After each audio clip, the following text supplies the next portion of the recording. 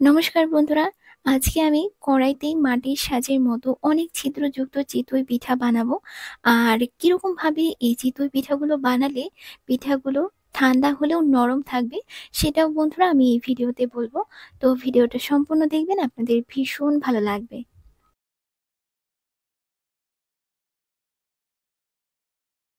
তো বন্ধুরা দেখুন, চিতই পিঠা বানানোর জন্য এখানে আমি অল্প একটু চাল বাটা নিয়ে নিয়েছি।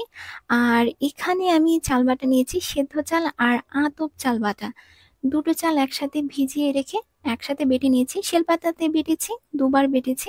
আপনাদের মিক্সি থাকলে মিক্সিতেই পেস্ট করে নেবেন, আর শিলপাটাতে যদি বাটেন তাহলে দুবার বাটলেই কিন্তু হয়ে যাবে।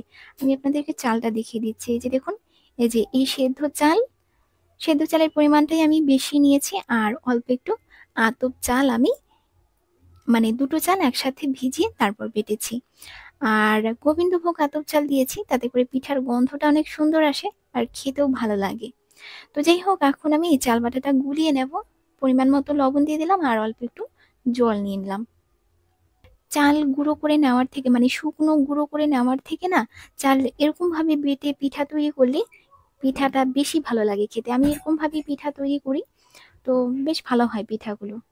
তো যাই হোক দেখুন, আমি মানে চাল বাটাটা গুলিয়ে নিয়েছি। ব্যাটারটা আমাদের রেডি হয়ে গেছে চিতই পিঠা বানানোর জন্য। আর আরেকটা জিনিস আমি আপনাদেরকে এখানে বলি, চিতই পিঠা ফোলানোর জন্য কিন্তু কখনোই বেকিং পাউডার ব্যবহার করবেন না। বেকিং পাউডারটা দিলে পিঠা তো ফোলে, কিন্তু পিঠার যে একটা অরিজিনাল স্বাদ আছে সেই স্বাদটা কিন্তু থাকে না। আমি একবার ট্রাই করেছিলাম, তো আমার কাছে ভালো লাগেনি। তো তার জন্য বললাম, যদি আপনাদের ভালো লাগে তাহলে আপনারা দিতে পারেন। তো যাই হোক, এখন আমরা চিতই পিঠাগুলো বানাবো। কড়াইটা খুব ভালো করে গরম করে নিয়েছি। কড়াইটা গরম হয়ে যাবার পরে কড়াইতে আমি অল্প একটুখানি সাদা তেল দিয়ে দিলাম। তারপরে আবার কড়াইটাকে গরম করেছি। আর এখন অল্প একটুখানি কড়াইতে ব্যাটার দিয়ে দিলাম। অল্প অল্প করেই দেবো, ছোট ছোট করে পিঠাগুলো বানাবো। ঢাকনা দিয়ে ঢেকে দিলাম বেশ কিছুক্ষণের জন্য। আর দেখুন, বেশ কিছুক্ষণ পর ফিরে এলাম। পিঠাটা কিন্তু খুব সুন্দর হয়ে গেছে, এই যে দেখুন। আর দেখুন কত সুন্দর ছিদ্র ছিদ্র হয়েছে।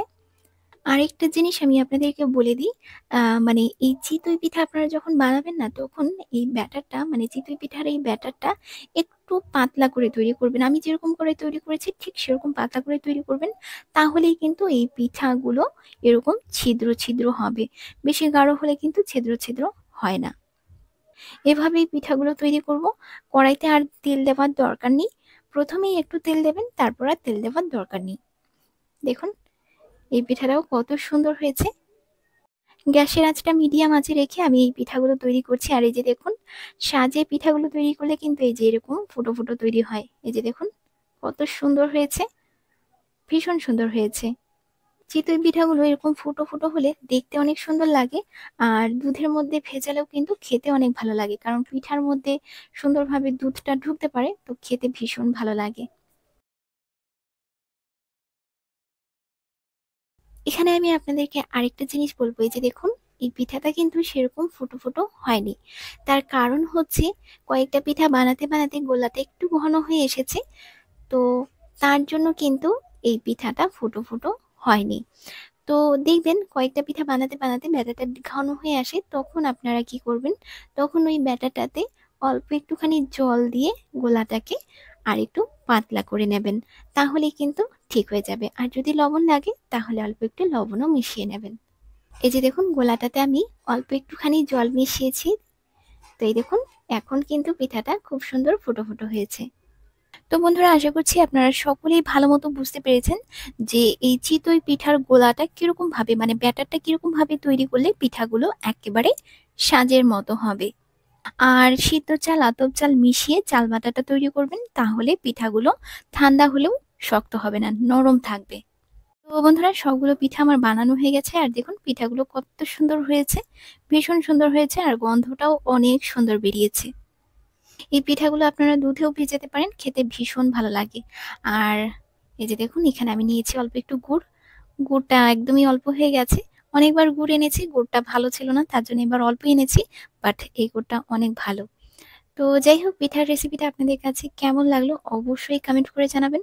যদি ভালো লাগে লাইক শেয়ার সাবস্ক্রাইব করতে ভুলবেন না। তো বন্ধুরা, আজ এই পর্যন্তই। দেখা হচ্ছে আপনাদের সাথে আরো একটা নতুন পিঠার রেসিপি নিয়ে। ভালো থাকবেন সবাই। নমস্কার।